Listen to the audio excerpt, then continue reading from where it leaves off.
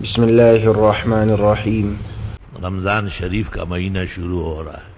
مومن اور مسلم کے لیے بہار ہے، اور جو بات پیغمبر نے کہی ہے امت کو کہ بھئی خیر خیرات کرو، شروع تراویح شوق سے پڑھو، کیونکہ عملاً بالفعل آپ کے صحابہ و تابعین نے تراویح کو خاص رمضان کے لیے مخصوص کیا ہے۔ شیخ عبدالحق نے ما ثبت بالسنہ میں ایک حدیث نقل کی ہے، شہر جعل اللہ صیامہ فریضہ وقیام لیلہ تطوع۔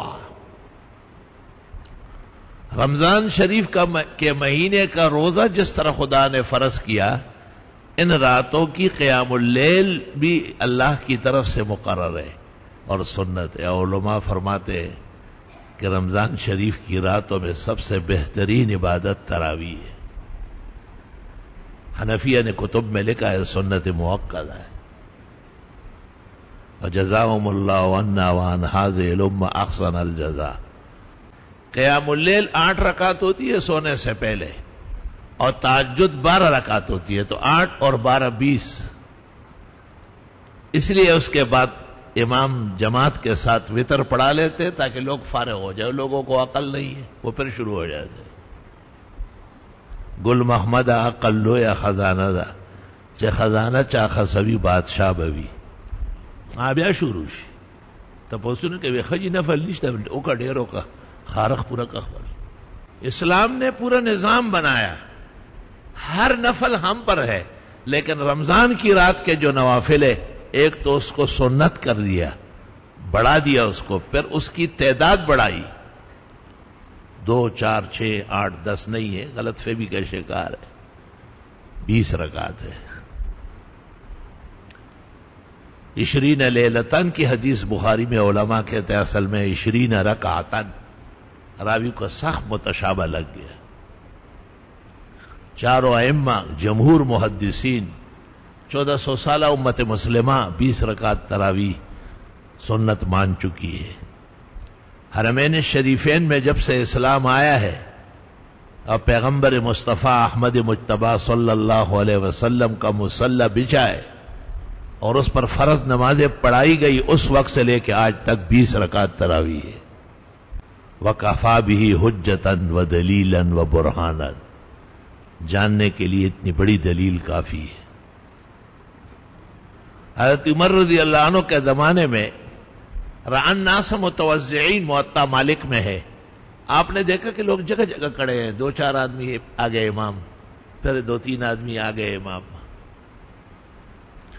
حضرت عمر رضی اللہ تعالیٰ عنہ نے درمیان میں کھڑے ہو کے ادھر دیکھا ادھر دیکھا، فرمایا مالی اراکم متفرقین، یہ کیا ٹکڑوں ٹکڑوں میں بٹے ہوئے ہو؟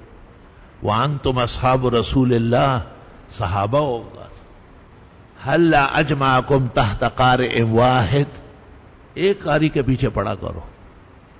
ابی کو کہا اور تمیم کو کہ تم دونوں موجود رہو،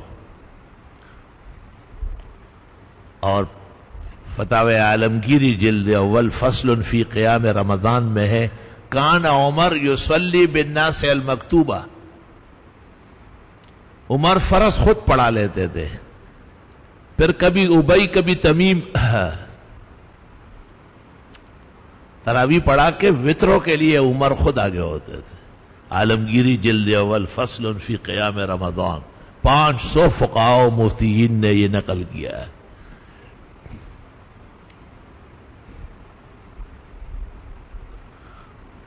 اور حضرت عمر مسجدوں کی حاضری لیتے تھے باقاعدہ، ایسا بھی ہوا ہے کیونکہ منتظم تھے، منتظم ہونا آسان کام نہیں ہے،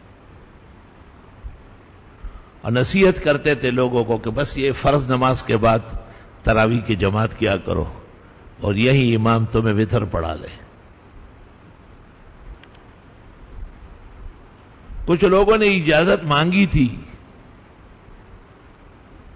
کہ ہم تہجد میں سحری میں اٹھ کر کے پڑھتے ہیں، آپ نے اجازت تو دی، لیکن آپ نے کہا تھا کہ رمضان شریف میں یہ جو رات کی تراویح ہے یہ افضل ہے، اس نماز سے جو تم نیند سے اٹھ کر کے پڑھو گے لیکن افسوس کہ یہ روایت مقلوب نقل ہو گئی، وَلِلَّهِ الْحَمْدُ أَوَّلًا وَآخِرًا وَإِلَى اللَّهِ الْمُشْتَكَى، غلط نقل ہو گئی۔